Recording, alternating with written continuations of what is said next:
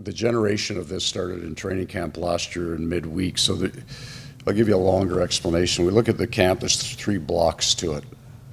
So we have our hard block, which is the start, and that's not going to change. And in some ways, it'll be even harder for them when we get to next week. And then we had what we thought of as a transition block, and then a speed block. So we just get to speed before the start of the series. But the transition block was long, and we also found that that's where some of our overuse injuries were coming. We didn't see a value in that. So right in camp last year, the idea is this camp is too long for us where we're at.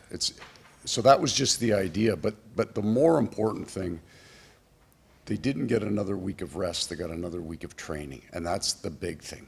When we hit the ice with the older players on Thursday or the veteran players on next Thursday, their individual training stops. They can't do it anymore. So if you were to look at what Sergei Bobrovsky needs to do and what Sasha Barkov needs, those are 2 different training programs.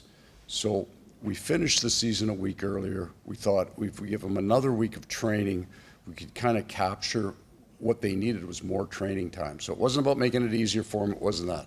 We just took a week out that we didn't think we were getting much benefit and transitioned it to a place that they could train. Now, they're all here. Every single guy that will start next week's here. Most of them have been here. They're all training with each other in the gym. They all train hard. So for their individual preparedness and for the regular season, they're going to get much more benefit from individual training another week. It's the challenge of shortened off seasons that some of the training, we just can't get to some of the stuff that they like to do. So they're training hard, and we're not coming off. Our next week will be every bit as hard as it's ever been. So it's not going to be an easier camp for them. It's just not going to be as long. I think one of the last things you said going into the off season after the break on that was you just did that with the assistants to lay out the camp. Yeah. So this was it. Yeah. This was done, right? And again, it started a year ago. So, I think it was, coaches were kind of complaining, we were bitching is what we were doing, that that week wasn't making us better. And then Bill asked the question that he always said, well, why do we do it that way then? So part of it is the layout of the exhibition games. You have to, so all of this, and then the nice byproduct for us is next year we're going to this, the league is going to a shortened camp. And we will have a year of experience in terms of the things that we do want to change a little bit. But our training camp, when you talk about is it going to be as hard as last year, they played a lot of hockey. We're running the exact same drills to the exact same duration for the first 4 days of camp. We're not changing that. How much I guess is there an advantage of it in that, yes, okay, you're going to it next year anyway, but you pretty much could fill out your lineup card for Chicago right now, too. Fairly, if we were healthy, right? So we have a pretty good idea. It does. Our reaction and the decision to run camp this way is based on where we're at right now. It would change 5, 8 years from now if you were in a different set of circumstances. But with what we have, the number of exhibition games our top end guys feel like is in their wheelhouse is 2 to 3. Now, we usually get to kind of 3 to 4, but we don't love that. And there's a bunch of guys get injured, so now you're running guys at 5 that you don't want to. So we think we can, if you can't predict health, but we think we can get everybody exactly what they need, and then we also get to learn from it. Do they need more? Could a guy get away with less? I'm talking too much. It's my first presser here. I'm going to be here all day. I got 3 months built up inside me. You enjoy working with the kids? It looked like a much different looking team that Yeah. kids again.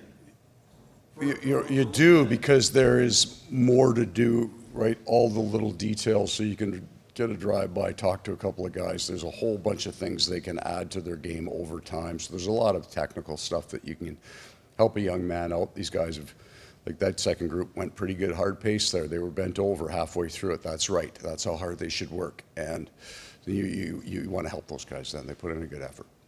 How would you characterize the backup goalie battle, A, and B, how important is that job behind a guy like Bob? I would, as somebody else is concerned, because I don't know anything about goaltending, they're going to, we've got really experienced goaltending people. I have all the faith in the world in Rob Tallis. and they're going to decide how that works, who starts. The job with Sergei is really, really important because we work hard to keep Sergei at a number, and we don't want him playing 65 games. And I don't know that anybody in the league wants to play 65 games, except all those goalies would tell you they need to play 82, right? They just all want to keep. I mean, that's just who they are. So we keep it a number. The backup goalie position is critically important, and some of it is it's also an incredible opportunity to watch Sergei work, and that will be the first thing that all of these guys come in and go, oh my God, I can't believe how much time he puts into being great. It's a really good understudy program there. We think that Daniel has all the possibility of being a fantastic one. We're going to see each goal. We play a little different defensive game than some teams, and it's no different like the Nico Mikkola effect. He comes in here in the style of game that we play. He has excelled to being a fantastic defender for us. The goaltenders see the game differently behind us too, right? We are more man-to-man. There is a little bit a higher rate of kind of odd man breaks on occasion, but for the most part, you should be able to read the play. Daniel gets across the ice very well on his reads. So we think we have a guy that can play behind the game that we play. With Tarasov, just the relationship you have to Bob between both being from the same hometown. Yeah.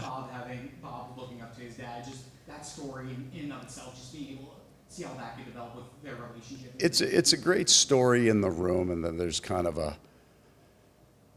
hometown friend, and especially for where Sergei's at as a mentor in his life. The idea that he can pass along some of these to somebody who has a clear understanding of where he comes from. There's going to be a great respect for Sergei. And so I think there's great open lines of communication between the two, which means the young man is going to get a great tutor. Spectacular. Very, very quiet. Very quiet. I never left the cottage. I went outside of it every once in a while, but I spent every evening there, so it was incredibly peaceful. And it felt, I don't know about how you, this year felt quite a bit longer than last year. Some of it was, it's a different emotion coming out of it. Coming out of the 2 years ago, it was euphoria, right? This one was more of a sense of accomplishment. 3 days after you were on vacation, you were on vacation. So it felt like we got more recovery time. That's kind of the general from the fellas they came back. It wasn't as hectic this year, so I think we're ready to go. Have you done your cup day yet? It's all gone. Yeah, I want to be done with all of it by the time I get to training camp. So I'll still swing by. There's a few people I'll swing by. Did you do the Conn tickets? I would just say, George, it was a very minimalist event. It was literally, we did nothing. That's accurate. Well, not even, like nothing is accurate. You take it on the way? Nothing. Jet ski? Literally.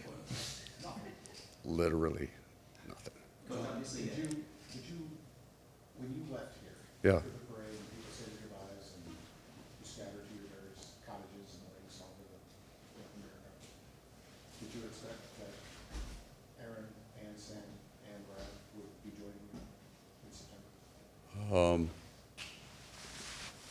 So the answer is going to be yes, or I wouldn't have left.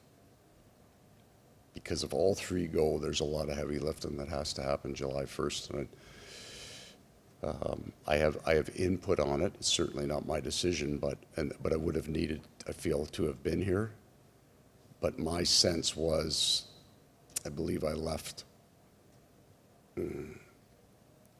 I left on the Wednesday or Thursday after the parade. I don't know what that date is, because I had a fairly strong belief that we weren't going to be moving a lot of parts out. Particularly with Bennett, what do you mean this team outside of the play? You always talk about Panthers hockey and culture. They seem to be two of the guys you point to often as just kind of beacons for that. Well, it feels like because Aaron's been here forever, and Sam predated me. For me, he's a Panther and had been for a while. The connections they have, I think that Ekblad and Bennett are very, very close friends. I know their wives are very, very close friends. And in style of play, they're irreplaceable. There just isn't a lot. There just are not a lot of Sam Bennetts out there. And then even if you you just look different. You can't play to the same effect that you could play before. The normal progression it seems, on teams that win or get very close to winning, that in each of the year after they lose players. It's just almost inevitable, right? While they're still very powerful teams, when they sit in the room, they go, we're not quite as good. And it's not like an injury. Matthew, he's coming back. That'll be like a great trade for us. We're going to bring in a guy like Matthew Tkachuk, exactly like him, some point in the season, right? That's the great ad that we'll have. But when you lose those guys, there's a sense in the room that you're not quite as good as you were. And that's insidious, and you have to fight it. So they come back in. They're all looking around the room going, this is ours now. This is so many of these guys are going to play their careers here. It's a real strong feeling.